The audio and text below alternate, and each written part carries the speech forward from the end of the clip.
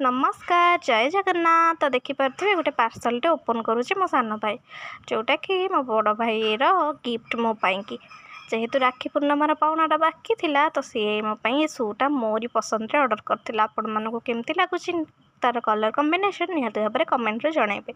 मो सूटा जेहेतु पुराना हो गलानी तो मत गोटे नुआ शू दरकार थिला आउ एटा टिके भल भी थिला चलिले भी बहुत कंफर्टेबल लगुला। तो से मुझे मोपाई गोटे शू ऑर्डर करने से ऑर्डर करथिला आज डिलीवर हो गला।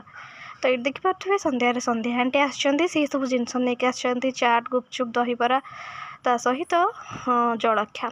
तो ये आम समस्त संध्यारे टिके खाई देइथिलु आ बहुत सारा गपसप होइथिलु से समस्त को खुआई देइथिले भाउजों को भी खुआई देइथिले। तापर आमर खियास भितर आसिक पहुँची गले आमर भड़ाटिया जोटा कि आपण मैंने जमी जानी तल घर आमर खाली अच्छी।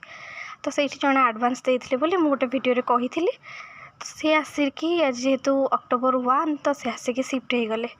तो देखिपे से जिनस सब भितर को नौकरी आपण मैंने जदि एमती सुंदर सुंदर मिनी ब्लॉग देखापी चाहूँ निहाती भाव मो चैनल को सब्सक्राइब करदे और लाइक कमेंट शेयर करने जमा भी भूलें। रोचे जय जगन्नाथ।